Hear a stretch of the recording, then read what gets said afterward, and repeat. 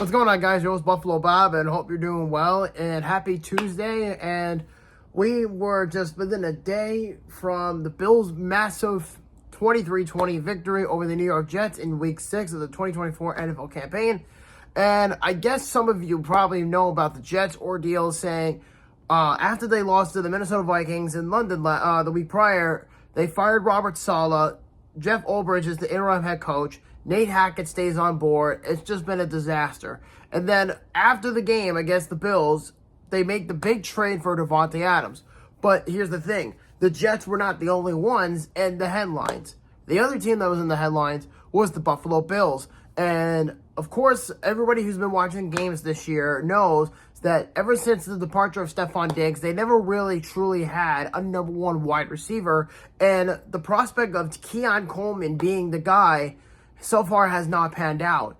And I mean, I think Coleman will still be a good receiver, but he's a rookie and there's a lot of pressure on him. So I don't think he's fully ready to take that responsibility as the number one guy. So what the Bills have been doing, and wish has been granted because the Bills have been looking for a wide receiver for a while. They needed a deep threat because you're not going to win games just with Khalil Shakir, Keon Coleman, or Dalton Kincaid. You're not. It's just impossible in this league. So what Brandon Beane decided to do, just a few hours after the big blockbuster trade that sent Davante Adams to the New York Jets, the Buffalo Bills said, "Oh, you want to have joy too? Sure, we'll just hop right in." So the Bills ended up making a trade of their own.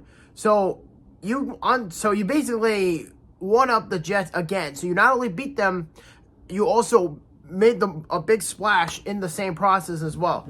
And that was the Buffalo Bills have made a trade to get Amari Cooper. So we're going to talk about it real quick. So the Buffalo Bills have acquired wide receiver Amari Cooper along with a 2025 sixth-round pick from the Cleveland Browns in exchange for a 2025 third-round pick and a 2026 seventh-round pick. Now, this trade makes way too much sense because I felt after missing out on Davante Adams, it made too much sense for the Bills not to get Amari Cooper because there weren't that many big-name wide receivers that were going to be available at the time for the Bills to grab.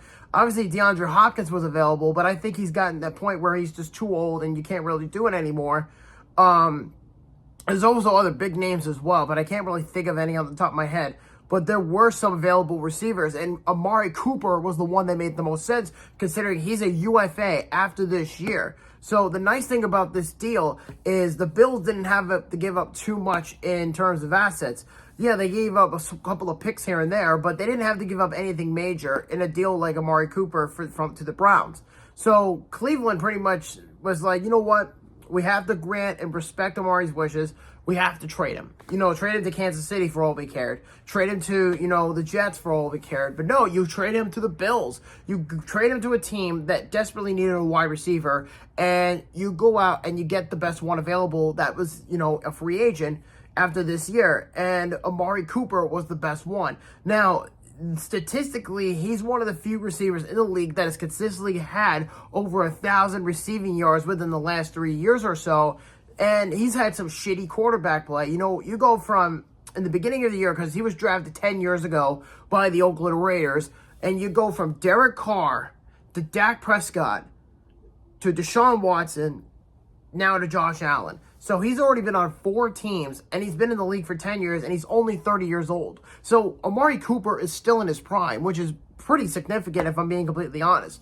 As much as I would have loved Davante Adams, I personally did not think it was going to be possible for them to do it, considering the assets, the money, and the Jets are going to be doing this to themselves. So they're basically doing all this to please Aaron Rodgers, and the Bills are trying to do this to win. And even some people within like ESPN or whatever, they were analyzing the trade and they were saying that, wow, this could actually benefit the AFC East. This could benefit the Bills moving forward. Like, yeah, Cooper is going to instantaneously be the number one wide receiver. He's going to be the new shiny toy that just came off the shelf at Toys R Us. So that's what the Bills are dealing with here. But again, Cooper is a UFA next spring in 2025.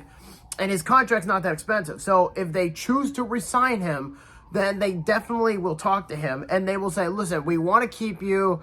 and we want to see what you can do first. And if he's not pleased with the situation, then he'll go somewhere where someone will pay him what he wants. And allegedly, a team like the Dallas Cowboys were in on Cooper. Obviously, Kansas City needs a wide receiver. The Jets, I think, were in on Cooper, but they wanted Adams, so they got that done. No, there was a lot of moving parts, so there was no real clear indication about like where he was gonna go.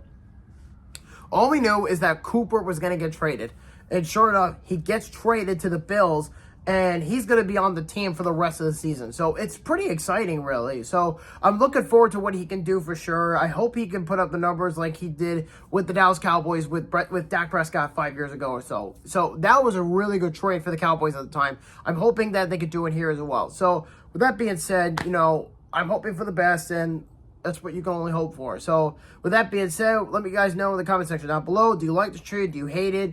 Let's talk about it. So with that being said, I'll talk to you guys later, and I will see you next week for Road to 32 in Seattle. Peace.